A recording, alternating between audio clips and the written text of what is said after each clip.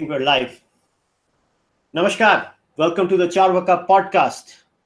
I hope you guys are having a great day today. Today, I have with me two fantastic guys. I've been waiting to do this podcast for a long time. We've been trying to figure out, our dates were clashing for some because this is a tough one. When you want to get two guests together on a podcast, it sometimes takes a little bit of a while. But I'm really happy that I've been able to do this. And I have with me Savio Rodrigues and Ahmed Shariff. Welcome to the podcast, guys. Hi, thank you. Pleasure to be here. So this subject has interested me every single day of my life. You live in India. Nowadays identity politics is kind of the in thing or discussion in the West. But if we were to analyze Indian politics, India got partitioned also on the basis of identity politics. If we think about it, India's partition was nothing but identity politics. It has been seeped into our DNA. It's in the form of the laws we have. It's in our political discourse. Just think about it. In India, we have political parties that cater to specific religious identities, caste identities, linguistic identities. So, you name the identity, you have a political party for that in India. And in something like this, I was waiting to have a discussion where maybe we can touch certain areas which may not be comfortable sometimes. But actually, they should be comfortable. At the end of the day, we are a democracy. We're supposed to have free speech. So we should be discussing these things. So I'm really happy that both Ahmed and Savio, they agreed to have this discussion with me. So my first question to both of you guys is this. In India, let us first talk about, I titled the podcast Majoritarianism and Minoritarianism, both. But I first want to talk about the aspect of minoritarianism in India. So where I'm coming from is this: if you look at Indian politics, right, you see this constant infantilization of minorities by a certain section of the Indian polity. Now, my question to both of you is, how does it affect those respective groups, those minority groups? In Savio's case, it would be the Christian minority, and in Ahmed's case, it would be the Muslim minority of India. How does it affect them at the socio-economic level? And guys, before you answer it one by one, I would request both of you to say a bit about yourselves and then take on the question. So Savio, why don't you start with this? So what do you make of the infantilization of minorities in India? Okay, let me introduce myself first. My name is Savio Rodrigues. I'm the editor-in-chief and founder of goachronicle.com, as well as the indianexpose.com. I think the issue of majority and minority, while it definitely exists in the country, it is more a curse for the country than anything else. Simply because we have been taught over a period of time and over decades to think on the basis of religion, to think on the basis of caste, to think on the basis of language, to think on the basis of status. And at the end of the day, we don't know whether we have started to think as Indians or we should ever think as Indians. And that essentially is the problem that exists in India at this point of time. So I don't see majority or minority in any of my views. All I see is that we are Indians, and as Indians, we've got to think and move forward. That's the way I look at it. So Ahmed, what about you? Do you think there is a sort of infantilization? When I say infantilization, let me elaborate it a little bit further. You have this, there is a particular terminology I'm going to use. It's called the soft bigotry of low expectations. So what the soft bigotry of low expectations is you basically, Hindi में कहते हैं उसको, आपने एक certain group को बच्चा समझ के रखा हुआ है कि वो 2 साल का बच्चा है. That child cannot think for itself. So we need to constantly, appease that child and approach that child as something very fragile. And it's a very condescending way of looking at a set of people. If you ask me, let's say I used to live in Canada, And the Canadian politics is very similar in that sense to Indian politics. They would also have this weird concept of multiculturalism where every single group was looked at. And I used to find it very nauseating that the Indians in Canada were put in a certain bracket, and they were very infantilized by the liberals in Canada, the liberal political outfit in Canada.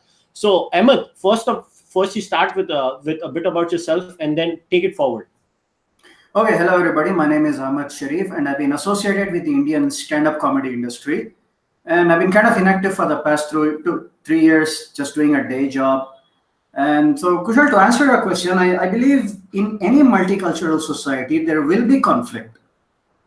There are many things about the Hindu religion that Muslims find unacceptable, and likewise. But what I feel is happening is we are focusing too much on differences instead of focusing on the things that bind us together, the common values that we all have, like nationalism, for example. This is our home, our country. We all need to coexist together, and this is a fragile piece. There will always be a little bit of conflict. And yeah, there are definitely people in the Indian polity who are trying to exploit these differences, set people off against each other. And I think they hit a new low with the Asifa case that happened this year. That's why I wrote that open article, and you got in touch with me. That was what I felt I really had to do something. This is getting really out of hand. I actually want to touch upon something you mentioned in the Op India article. And the whole cry in that Op India article from you was that, listen, just because I am from a Muslim background, it does not mean I need to be typecast in a certain bracket.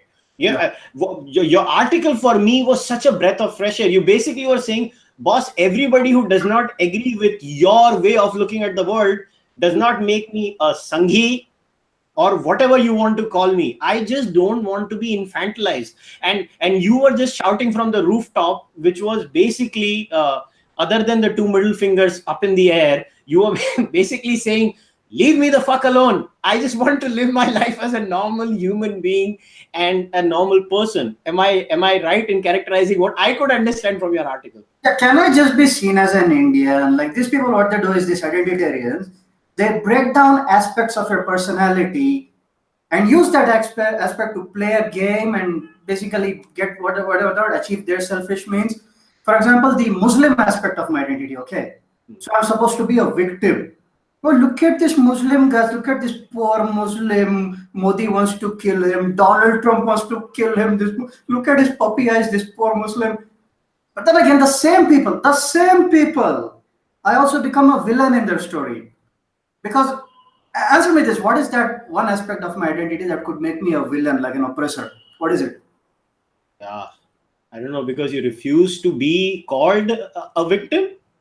I'm male, right? Oh yeah, I forgot. Damn, intersectionality. Then they make me a villain. Like, you male, look at that male with his beard and his mustache and his male things. You oppressor, and basically they keep playing with you. I become villain or hero in their story as they need me. Not hero, victim. Yeah, but this is very interesting. And Savio, this is something I noticed with you too. So when the whole, so you wrote a letter, I remember. So you came into the spotlight, as they say, basically, is when you wrote that letter to the church. Basically, it was an open letter where you acknowledged the dark side within the whole shenanigans in the church. And I was fascinated by the response. I mean, it's as if, as long as you don't write that particular letter and you toe a particular line, you will be the darling of the left wing of India. They will call you to conclaves. They will invite you as a eminent intellectual. They will call you to do everything possible on earth, but you have to toe their line. It's very unique in that sense that you're not allowed to blaspheme. You can't blaspheme in the religion of leftism. I mean, if you blaspheme, you go out of the way like you did in the case of writing that letter. I mean, they went after you. So first, my question to you is, what made you write that letter? I mean, what went into your head? Like, kyun likhu main? It's a genuine question. I was genuinely curious. What made you write that open letter? It's a very simple thing, okay? There's a lot of Christians in the country who have committed a lot of their life to the country. Whether they're doctors, whether they've been in the army, whether they've been lawyers, judges, many things. When the Archbishop wrote the letter, which basically raised issues of whether the Christians were really safe in India,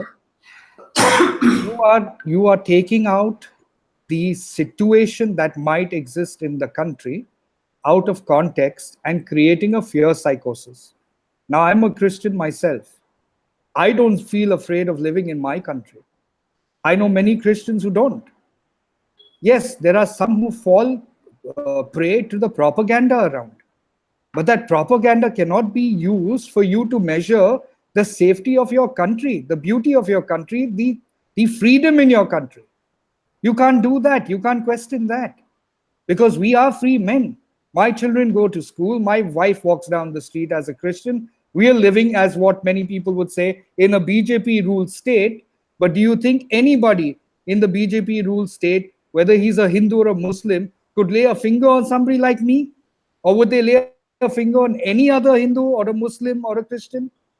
These are just bigoted mindsets that have been set. And that is what I had a problem with the Archbishop Anil Kuto's letter.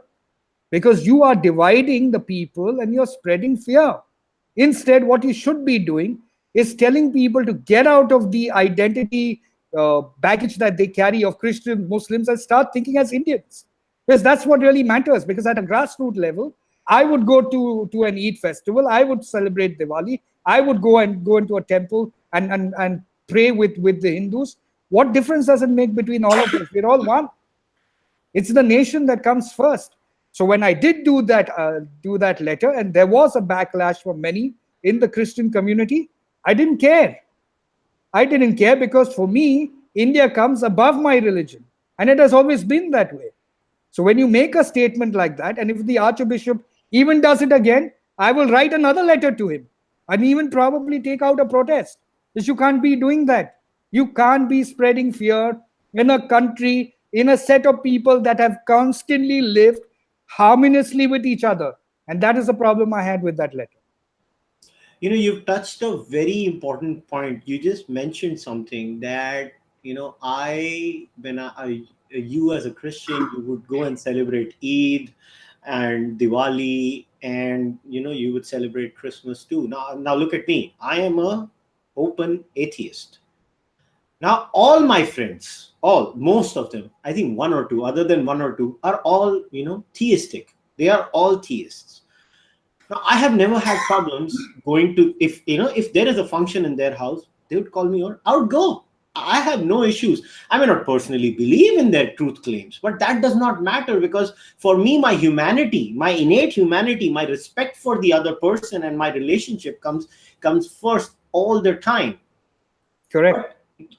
And I mean, that's supposed to be the norm in a normal functioning society. But apparently, you know, in India, what happens is, I mean, this is just the political discourse in India. You get up in the morning, you are reminded constantly. And what happens is, there are fault lines in the society. I'm not going to deny the fault lines in our society. There are, you know, fault lines. The debate should be, what do we do about the fault lines and how do we deal with them? I mean, what is the ideal way? So I'm going to look at it. So let's take the example. Now in India, there is bigotry. Let's face the facts as they are. There is bigotry in the Hindu side. There is bigotry in the Muslim side. There is bigotry in the Christian side.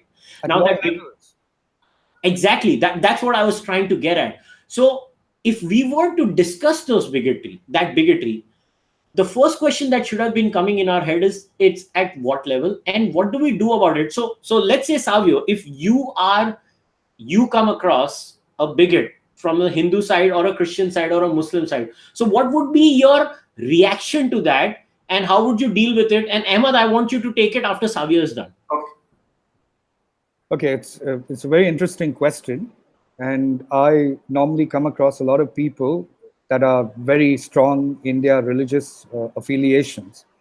Now, to me, any person who claims to be very, very religious in his approach, but fails to understand and respect the religion of another person and the humanity of that other person, because he is closed and and paranoid about his religious belief is not a person who is following the precepts of his religion in totality.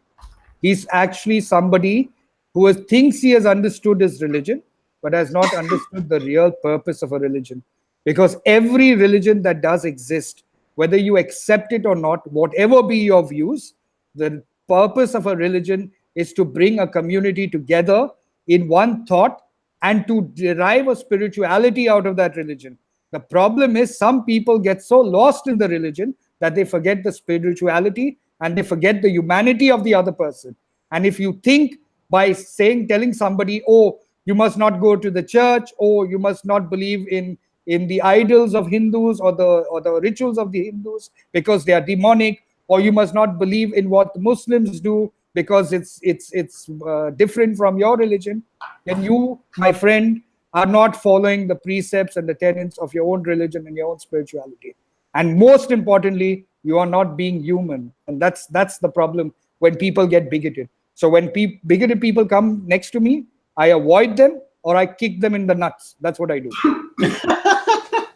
So Ahmed, now that Savio has kicked them in the nuts, you take it over.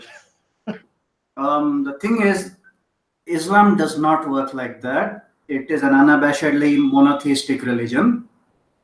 And Savio said, what do you say? You go and celebrate other people's festivals. I'm not allowed to do that. Muslims are not allowed to do that. Because the creed of Islam says, La ilaha illallah. The La ilaha, that part means there is no God but Allah. Like even before, it's like an exclusive contract, okay? Like even before saying Allah exists, they first make it clear that there is no other God. Then they say, but Allah. All right. And like you said, yes, fault lines do exist in society, but definitely not to the level that the media is making out to be. Right? We're not denying that. We're not sitting here and saying that, oh, where is the bigotry? Like, where is the discrimination? Where is the communalism? There definitely is. Just because I didn't face it doesn't mean it doesn't exist. But it's definitely not happening to a level that the media makes it out to be. That's what I feel. And let me put it this way. India is a safe place for Muslims, but it is not a safe place for Islam, the religion. Because clearly there are many violations of the Islamic religion happening. We don't have a Sharia government, and the Islamic religion won't be okay with many things that are happening in India, like the open sale and consumption of alcohol and non-halal meats, and the fact that women are not dressed according to the Islamic dress code, the fact that men do not follow the Islamic dress code. So Muslims who are living here, they have to put up with all these things, I feel. So you're saying that Islam at a fundamental level would have some compatibility issues with, say, a secular, liberal, democratic system. Now, Ahmed, I'm going to... Not just Islam. Even Hindus have some compatibility issues, like the eating beef issue, for example. Yeah. All religions have, they'll have, of course, they will have some mutual incompatibility. That's why the difference. Yeah. So this is a very interesting point that you raised. Kushal, I don't quite agree with the eating beef issue. Okay. Because the beef issue seems to have been a propaganda tool, because many people, let's be clear on the beef issue. I, as a Christian, I don't consume beef. I prefer not to, but that's out of a health reason. And the same with pork. The point I'm trying to make is, when the Constitution was drafted many years ago, okay, it was the issue that was raised by the founding fathers of the Constitution that cow slaughter would be banned in the country. Not beef. So beef comes in various different forms. So this propaganda that has been spearheaded by certain groups that, Hindus are against beef, Hindutva doesn't want beef, is all a load of rubbish. Because in Goa, for example, you have beef available at different stores out here. And we as Goans, Hindus, Muslims, Christians, we have no problem with other people consuming beef, which, mind you, is not necessarily the cow meat, because beef has got various description, right? Cow slaughter was mentioned in the Constitution to be banned. States had gone ahead and accepted it. Goa was one of the states way back in 1978 that banned cow slaughter. Okay, and this is one of the most progressive states in the country. So really, this beef ban fear psychosis is rubbish. Okay, so this is I'm gonna try to play the role of the devil's advocate here. Please. Are you playing Al Pacino? I'm gonna try my best. So here's my question. Now, Ahmed raised an interesting point. Look, there is some merit to it that unique religions have unique habits and quirks. So there is a section in Hindu society. It would be unfair to say that a section of Hindu society, we can debate the numbers, we can debate the percentages, but there is a fetish for a cow.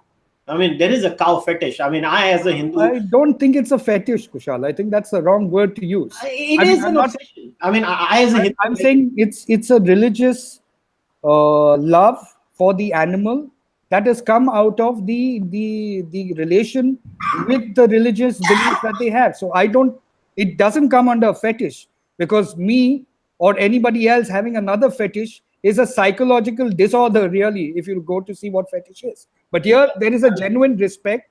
There is a belief that the cow is a religious identity to the Hindus, and I respect that as a Christian. That's it. I get the point. Let's put it that way. Yeah, I get it. There is but then here's my thing, right? Different religions have different no-go zones, as they say. Now, how do we work around that is very important, right? Now, let's say for a Muslim,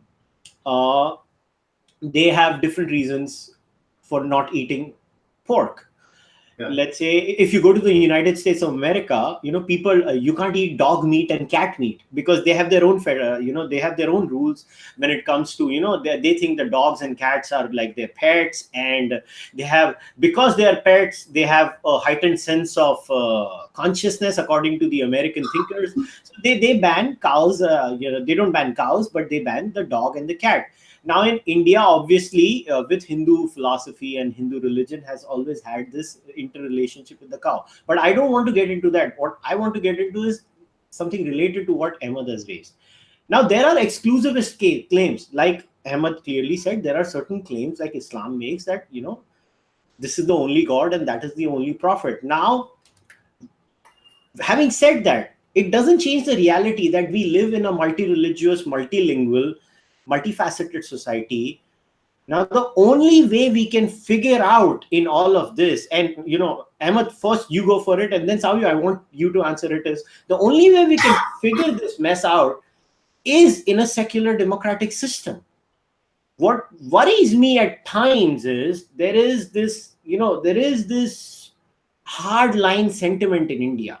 And I'm not using one particular religion here. There are extremist elements in different religious aspects who want to impose their individual religiosity on the entire country.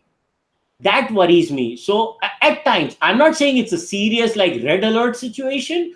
I'm not saying that. But what happens is, if as genuinely easygoing, open-minded people, which all three of us are, I mean, we are doing this because we care for our country, we care for our society, and we care for the health of our society. So, Ahmed, how do we deal with that extreme element? What would you suggest? See, this is exactly what I meant when I said there is conflict between different religions in a multicultural society. And we are okay with it because we are not hardliners. All three of us are sort of easygoing. But to say a hardcore practicing Muslim or a practicing Hindu, they would see many things. I mean, it's not the ideal society, India, for either Hindus or Muslims. Don't you agree? I mean, a practicing Muslim would want 100% Sharia law over here. That's not happening. And even a practicing Hindu would want many laws to come in place. That again is not happening. So, of course, there are some people, some people in society, some sections who are unhappy with the state of affairs. And yeah, that could be a problem. Moderate people, they are willing to put up with this compromise, but the hardliners are not happy. So how do we deal with the hardliners is my question. What message do we send to the hardliner? Kushal, the first thing that most of us as Indians need to do is first define what secularism is all about. To me, after love in India, secularism is the most misused and prostituted word. Absolutely agree with you, my dear friend. I agree with you. Nobody understands what secularism means. If you ask an average person, including some of the top politicians in the country, what to define secularism, to them it's about encompassing all religions together and making all religions equal. However, that is the most absurd definition of secularism. Secularism is having no influence of religion on matters of governance. Absolutely. So when you start thinking of keeping religion away from governmental related decisions and get out of the appeasement way of politics, that is when people in India will start thinking as Indians. Because right now, they are thinking as Muslims, they are thinking as Hindus, they are thinking as Christians, they are thinking as Parsis, they are thinking as Mumbaikars, they are thinking as Tamilians, but they are not thinking as Indians. And until they think as Indians is when this secular word, which was added by Indira Gandhi into the constitution, ruined what was really what India's true secularism was all about. Yeah, I agree with you. And secularism, I don't think so many people do understand secularism in India. I'm in total agreement with you. The whole idea was separation of the state and the state, the church and state in the case of the Western countries. And in India, you can say a state that is equidistant from any particular group. It does not even have to be a religious group, any kind of a group. And the state will treat us all as equal individual entities. Because in the eye of the constitution, you are equal. Yeah, but the problem is in this country, in spite of that, there are some people who are more equal than equal. I was about to say that, like me, for example, being a minority, I get special privileges like reservations. So that's what I'm trying to say. Now, there is positive discrimination, and I find some merit in the concept of positive discrimination when it comes to at least the scheduled castes and scheduled tribes in India because of the historical wrong that has been done to them.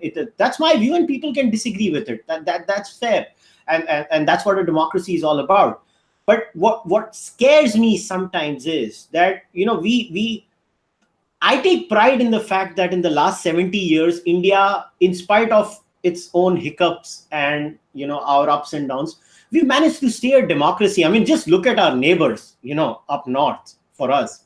Look at Pakistan. Look at the state of affairs in that country. If there ever was a failed state, if you want to ask me, it's the state of Pakistan. Now, sometimes when there is this obviously in my case, you'll always find the alarm bells or the horns up all the time is because I'm an atheist. So definitely I come from that point of view. So I would definitely be more on that side of the spectrum.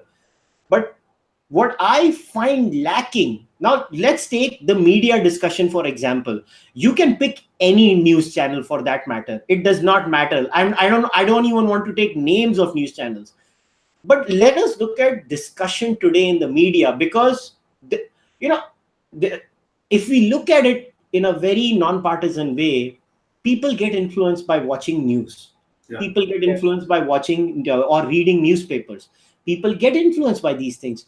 But if you put on a 9 o'clock channel and you have 8 shouting, screeching faces who are just yelling at the top of their voice about their respective identity and how you are communal, you are this, you are that. Now look at us. We are 3 people. One is a Muslim, one is a Christian, one is a Hindu, but an atheist. And we are having a civil discussion about, these are sensitive topics that we are talking about. These are sensitive topics. But what role do you think has the media played? And Ahmed, go for it first, in increasing the harmony in Indian, interreligious relations. Do you think they've played a positive role, or do you think they've played a very bad role? They've played an exploitative role.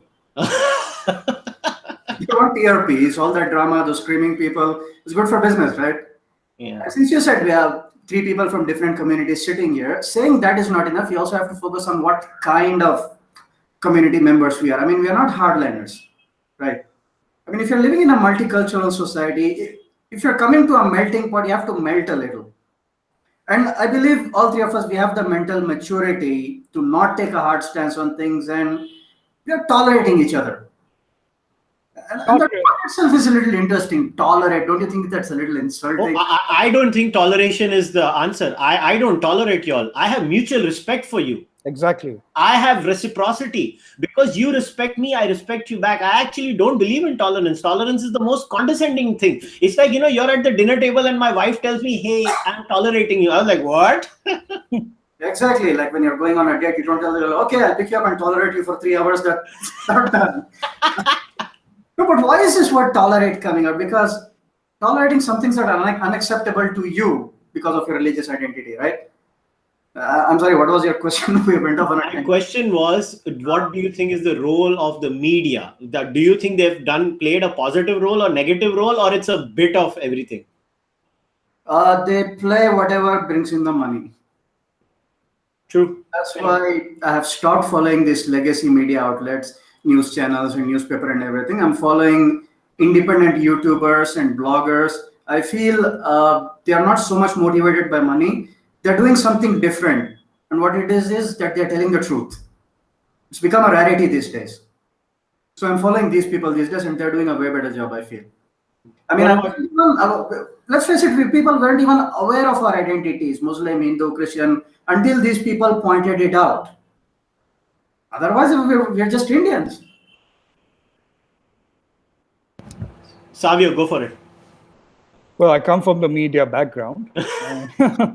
That's why I asked you the question. And let's be honest. The kind of media that I come from and the kind of media I stand for is not necessarily the kind of media that exists in the country at this point of time.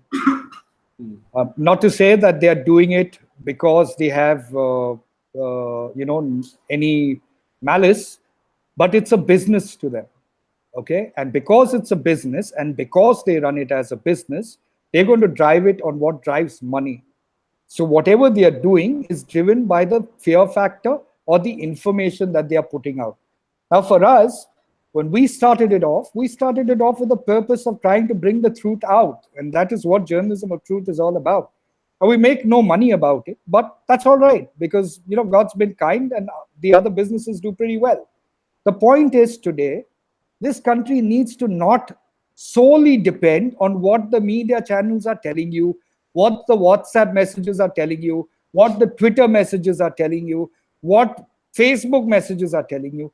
They need to pick up the phone and talk to the person from another community or walk down the streets down near their house, whether you're in a city or whether you're in the rural area, and see whether that other person at the other end of the road is somebody who wants to stab you with a knife. And in most cases, they will have no idea what you're talking about. And in most cases, they will be the ones there for you when you need them.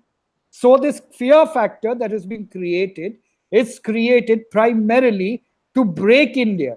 And this is being done by people from within India and from people that are external to India. And when I mean break, it is so easy to break India up. It's been something that they've been doing for years. It is nothing new. The problem is because we cannot think as one. Unless we think as Indians, we are not going to solve this problem. Divide and rule. It still exists. Absolutely. It is always going to exist. Until it change. Yeah. So here's my question. Look, we can only exploit fault lines when they exist in the society. Look, it's not like the Britishers came to India and there were no fault lines. There were fault lines. The Britishers were smart enough to exploit them. There are fault lines. Now, I'm going to use two examples here. Savio, you could you relate to the issue of something like the Goa Inquisition, right? There is a history. We cannot deny that history. And the Inquisition. There was a Christian rule in Goa, and there were some atrocities done, and obviously in the case of the Islamic conquest of India, it was not pretty. That thing was not pretty. Now I'll tell you what. There was a small 6-minute video where Professor Makarand Paranjpe from Jawaharlal Nehru University, he said something beautiful. He said India's problem is that while everybody waxes eloquently about, bhaichara and all those cool words, there is no genuine attempt at a large scale socio-political level. There is at a societal level, but at the political level, of genuine truth and reconciliation between different communities in India. And I think now we might have done that at a local level. Let's say, I was living in Goa and there is a mixed colony where there are Christians and Hindus. We mix very well. And I'll give you the example of Punjab, from where my ancestors are from. Punjab has a very horrifying past when it comes to the partition. There is a partition hangover in the Punjabi community. We cannot deny that. We just cannot deny that. But how did we deal with it? We dealt with it with genuine truth and reconciliation. What I feel sometimes is when we try to double down on identity politics, we actually harm the fabric so badly that I think India still needs genuine truth and reconciliation on a lot of our historical past, but it doesn't happen. What you see instead is denialism from mainstream historians. And that denialism from mainstream historians about India's past and about the atrocities that were committed on the natives of India, irrespective of the religion, because most people don't understand that the Islamic conquest of India, okay, the first one maybe was on the majority community. But by the time Ghazni and Gauri came, it was not like Ghazni and Gauri were not killing the native Muslims also. They were not sparing anyone.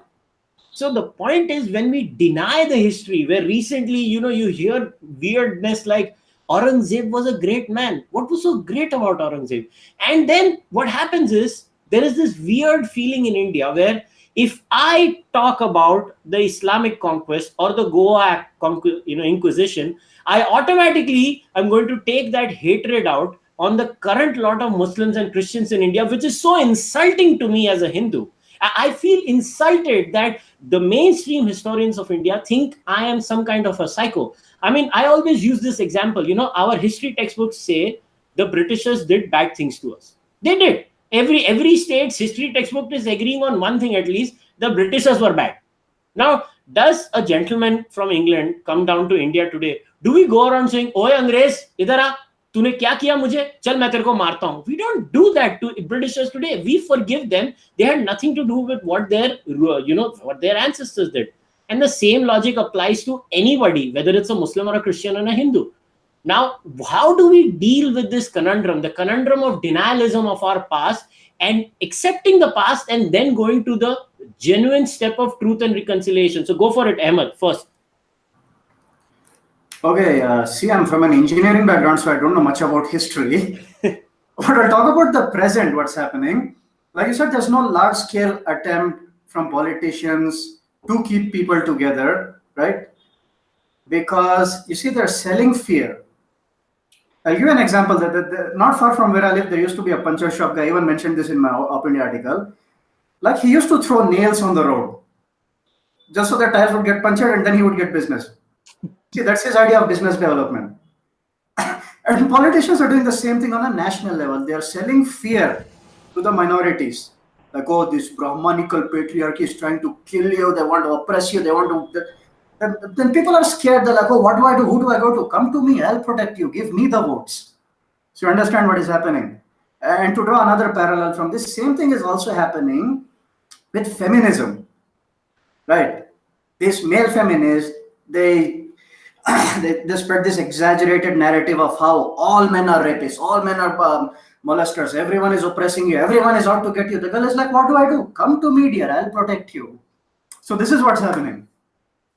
And you said in the case of the British has nothing to do with their ancestors. I mean, we will respect the guy provided he does not hold those beliefs. But if that individual today in 2018, if he still thinks India needs to be a colony, we need to be enslaved, then yeah, of course we'll have a problem with him, even though he's not from that generation. It depends on where the person is today in terms of thought. True, but would you think it's fair to blame Muslims today for what happened during the Islamic conquest of the past? That depends on what the Muslims believe. If they accept that whatever happened was wrong, all the killing, all the genocide, whatever, let us today live as Indians together. If they are thinking that way, then yes, we can live together. Otherwise, if you believe the past was glorious and India needs to be conquered and needs to become an Islamic country, then then I see how it could be a problem. So you would be, as a Muslim, you would be hostile to someone who believes in India being an Islamic country, intellectually, I mean. I would have no problem, but it would be a problem for the others, right, or the non-Muslims. And that can't happen. India is a secular country. It's not an Islamic country. So Savio, what about you? What do you think is the true way of truth and reconciliation in India? Okay, let me put a question back to both of you all. Sure. Or anybody listening to the program. Can you change the past? You cannot change the past. You can learn from the past. The mistakes of the past actually become the roadmap to the decisions and the policies you make for the present. And on the basis of the effectiveness of what it is in the present, will it create a future map for the future? So yes, Goa did have a very, very, torturous period, which was the period of the Goan Inquisition. It was terrible, and many, many Goans were targeted, tortured, killed, raped, and much more terrible things happened to them. And it is a fact that we have to accept, and it is a fact that we have to live with and move ahead from what happened. Understand what has happened in that period and not repeat the mistakes that happened at that period.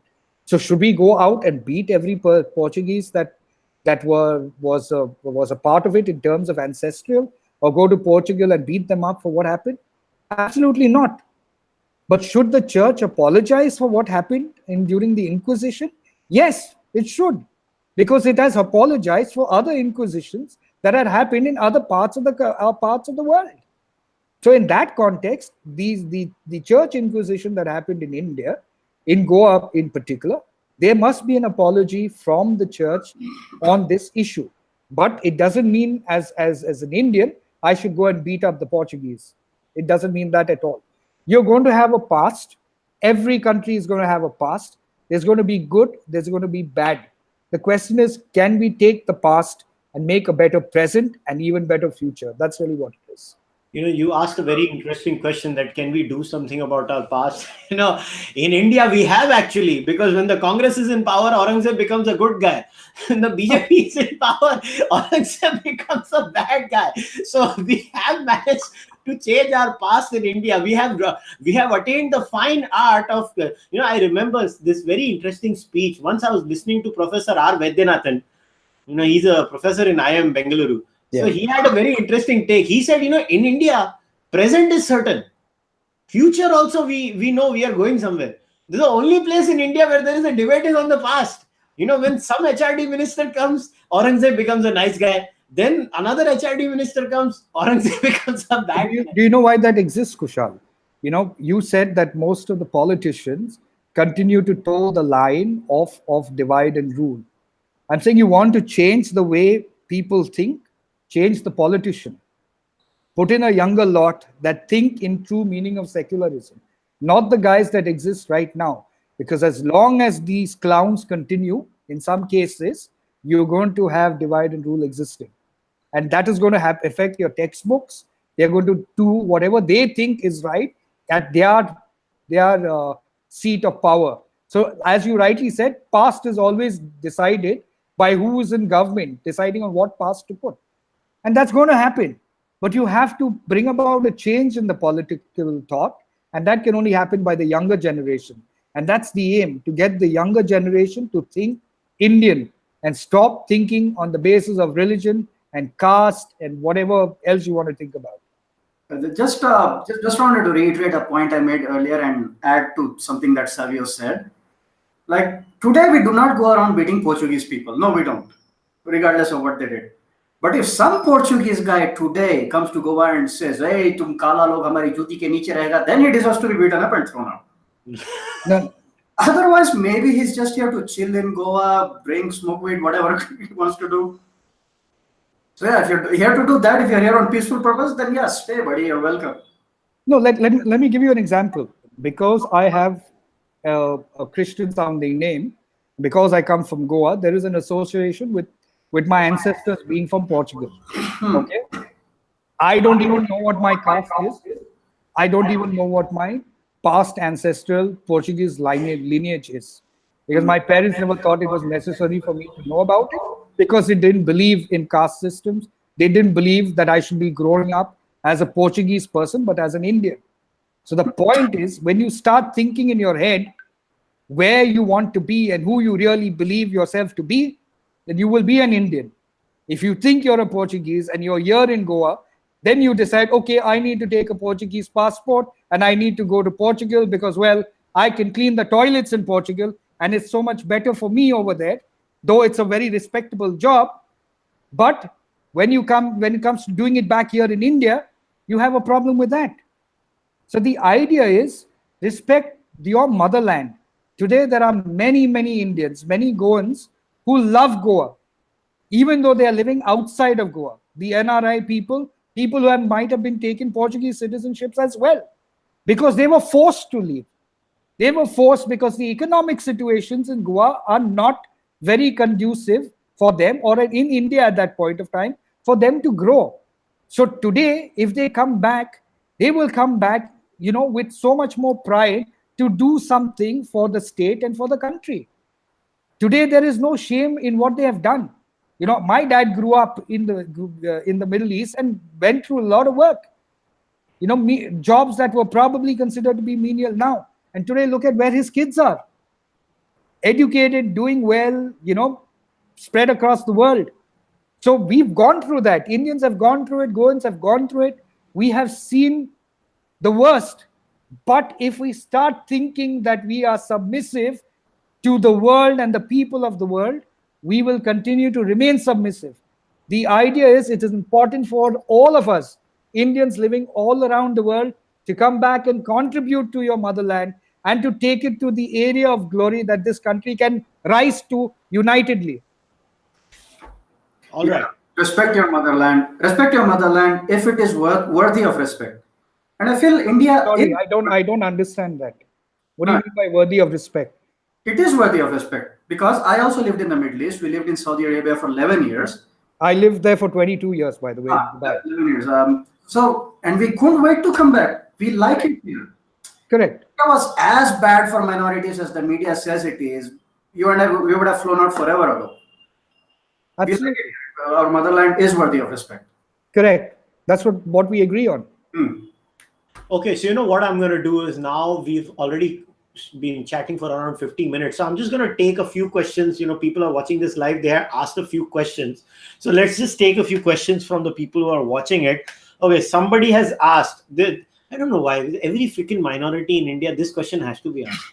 Should religious minorities accept their Hindu heritage or Hindu past? Whosoever wants to take this question up. Well, I am by my roots Vedic, no? How can I deny that? But my faith has got nothing to do with my bloodline. My bloodline is from this earth, from this country, right? I am a son of Bharat Mata. What has my faith got to do? And we get this question all the time. I have people calling me, various abusive names because I have a surname called Rodrigues. Yeah.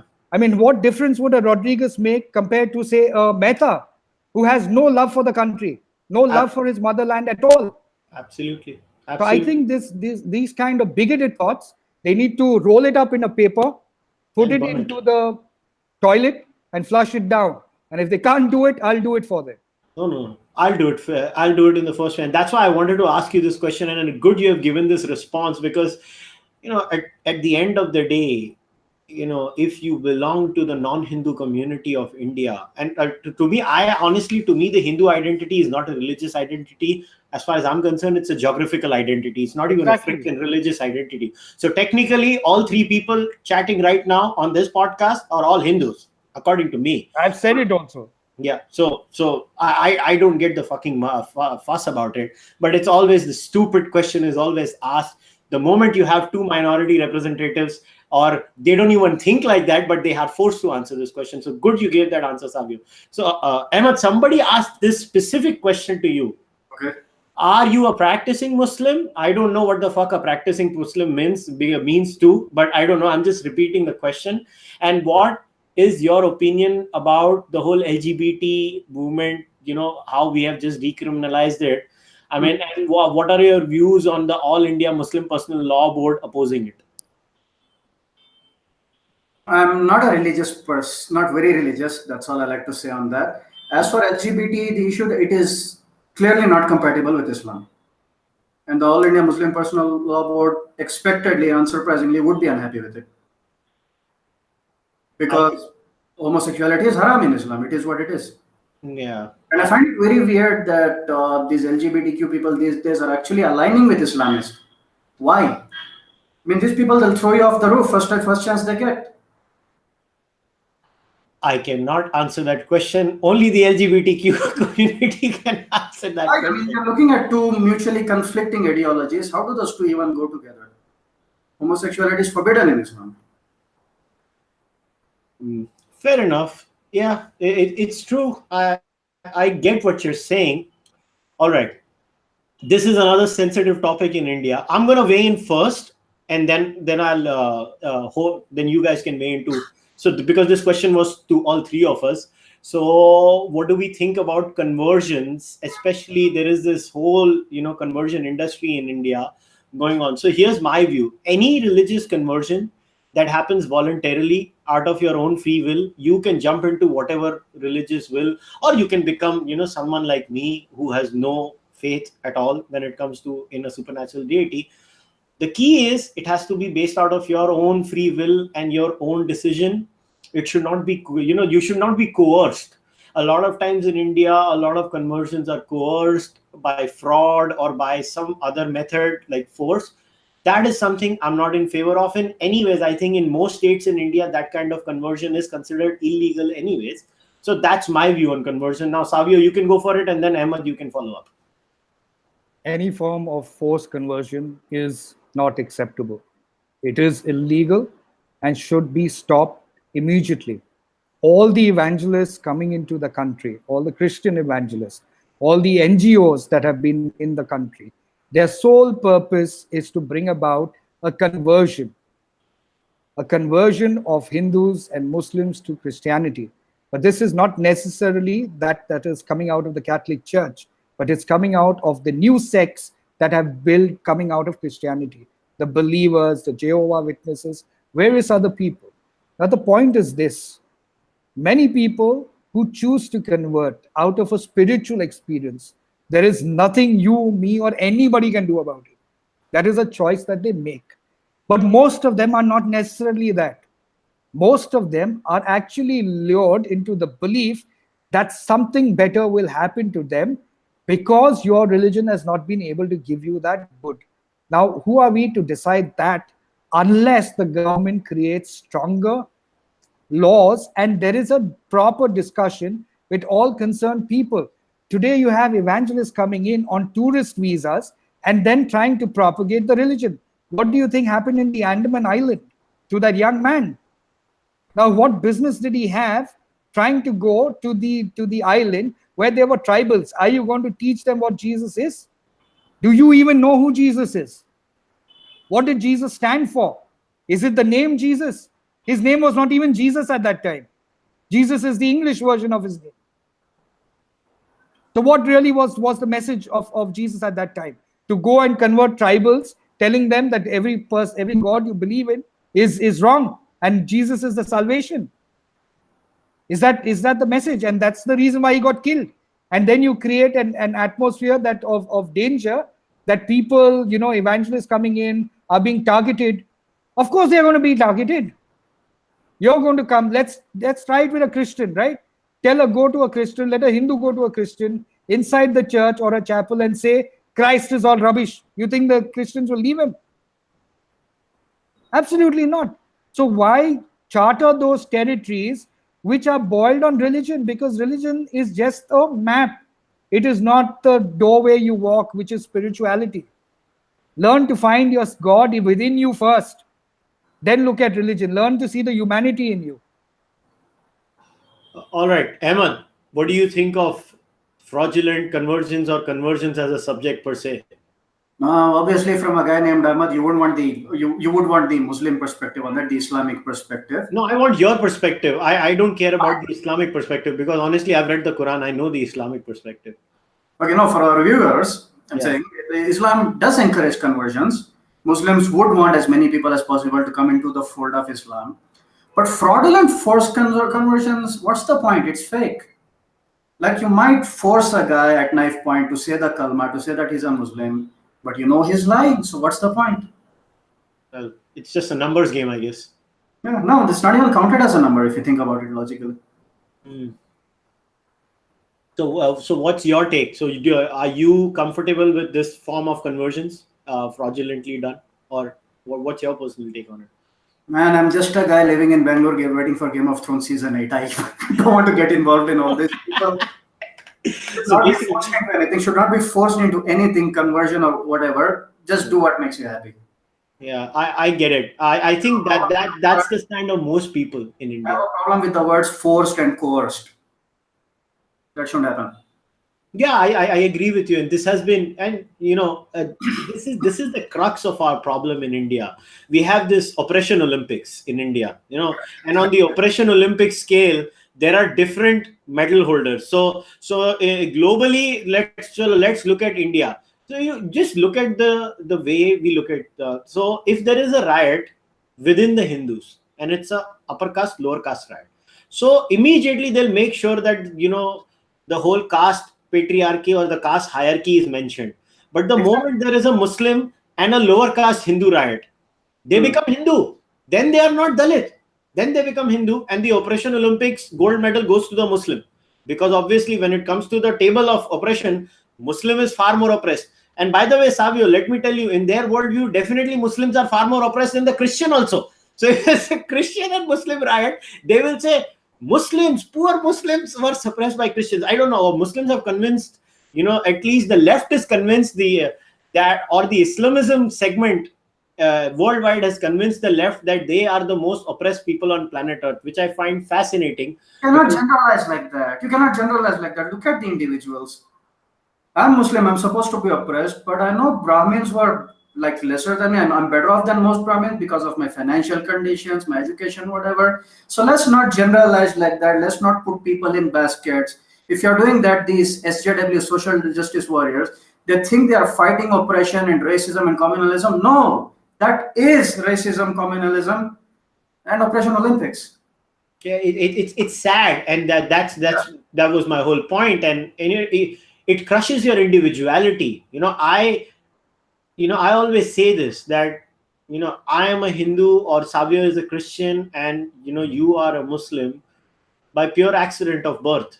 Honestly, we are what we are by pure accident of birth. I was born to Hindu parents. Savio, you were born to Christian parents, and Ahmed, you were born to Muslim parents. We became whatever we are today by our own free will and volition far later on through maturity and through living our life. But when we were born, it's not like nobody gave us a choice. Bhai tu kaun hai? Nahin, stamped.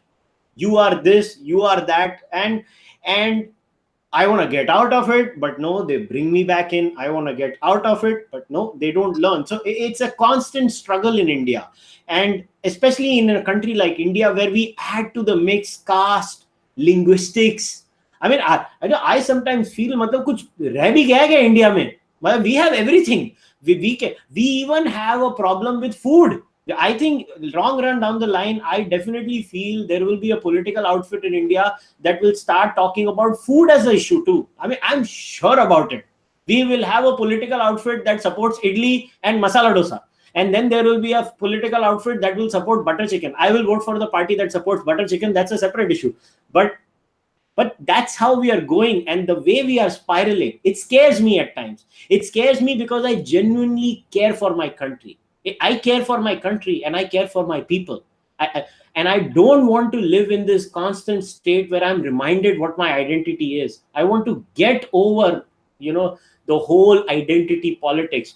So Savio, now last question to both of you before we wrap things up. What do you think is in store for us in the future? So Savio, you start, and then Ahmed, you can take it over. Well, I see a very bright India in the future, to be very honest. Contrary to all the negativity that exists or is made to seem that exists, India and Indians are intelligent, lovable, and they know how to stay with each other, to unite with each other, devoid of religion. You see, our blood is secular by nature. Okay, the Hinduism in us, or Hindu in us, as you would like to call it, because of our Vedic roots, has always kept us together. This division has happened primarily because of the various thought processes that have been brought in, whether it was the invasions by the Muslims or the Christians or various other political stunts that have been played. But at the real penury of the heart of every single Indian, there exists a person who loves his neighbor as himself. And that is the basis, and that is the future of India. So I think India has got a very bright future. I think a lot of us Indians, the young Indians today, are looking at development, are looking at education, are looking at healthcare, are looking at basically becoming people that are recognized in this global land space, because the global land space is getting smaller and nobody's got time to waste on religious bigotry. That's only available on social media and to some MSN channels that are around. The rest of them really don't have the time. They're busy working. So Ahmed, go for it. Listen to this very carefully. Don't take this the wrong way. It's very easy to be misconstrued what I'm going to say next. It is okay to look at a person, to look at his identity and make some assumptions based on their identity, okay? Like we all have some negative perceptions of certain religions and races or whatever. Why should we? That's all it should be. See, stereotypes exist for a reason. Most people live up to them. Let's face it. But that's all it should be, an assumption. After you get to know the person, after you get to know that he's okay, after you get to know he's not like that, you still insist that nahi tu terrorist hai, nahi tu sanghi hai, nahi tu you're that, then that is a problem. And that is what these identitarians are doing, setting people off against each other. Don't put people in baskets like that. Don't generalize people. Not all Muslims are terrorists. Not all Brahmins are patriarchal oppressors or whatever. So yeah, let's focus on the things that bind us together, not so much the differences. And I hope to see a bright future for India in this. And yeah, politicians on their part, they should promise sabka saath, sabka vikas, an all-inclusive policy that benefits everybody, instead of pointing out these differences and setting us off against each other. It's like, oh, those people are trying to kill you. Give me the votes, I'll protect you. This won't work anymore. Indians are becoming smarter, and we are beginning to see through your nonsense. So know that. Yeah, that's awesome. And I know why Ahmed started with the stereotype. Ahmed, the comedian in you came out because if stereotypes are not there, dukaan kaise chalegi? That's true. So I can completely get it. So you know what? I can only leave everyone who's watching this by this message only. We get raised in India. We have an overdose of diversity in India. I always say this. I have said it many times on my podcast. When I used to live in the West, I thought diversity. My friends in the West used to think they are very diverse, and I would always tell them, you have no idea what diversity is. If you want to experience diversity, come to my land, where food changes in 50 kilometers, where we have 1600 plus languages if we include the dialects, and we have somehow managed to live together. Are we perfect? No, we are not perfect. We fight with each other. Sometimes we call each other names. Sometimes we even hit each other. But let me tell you, we have somehow managed to stick together in spite of many forces trying to create these fault lines. These forces can stay within India and outside India in many cases too. But we've managed to somehow do it. But we have to be alert.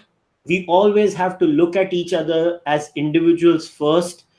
Then whatever little identity groups we belong to, I don't even care if we want to be part of some big group identity, because communities are natural. We always want to cling on to communities. So it's okay if you want to be a Hindu, somebody wants to be a Christian, somebody wants to be a Muslim. What is not okay is that you superimpose your views on me and force me to change my way of living because you have a problem with it. You can do your own thing in your house. I can do my own thing in my house. Hardliners would disagree with you. Well, hardliners can go fuck themselves. Yeah.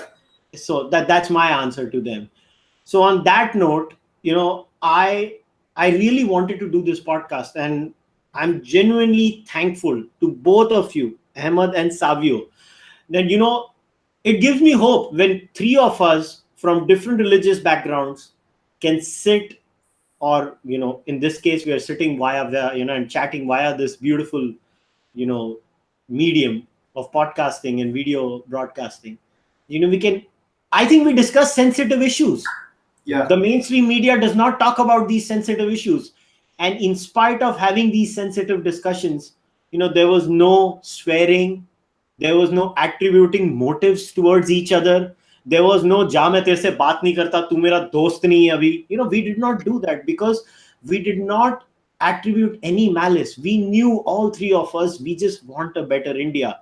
So thanks a lot, guys, and thanks to everybody who's watching this, and I hope that we can do this again. So on that note, take care. Goodbye. Thanks a lot, Ahmed and Savio. Thank you. Thank you. Bye. Bye.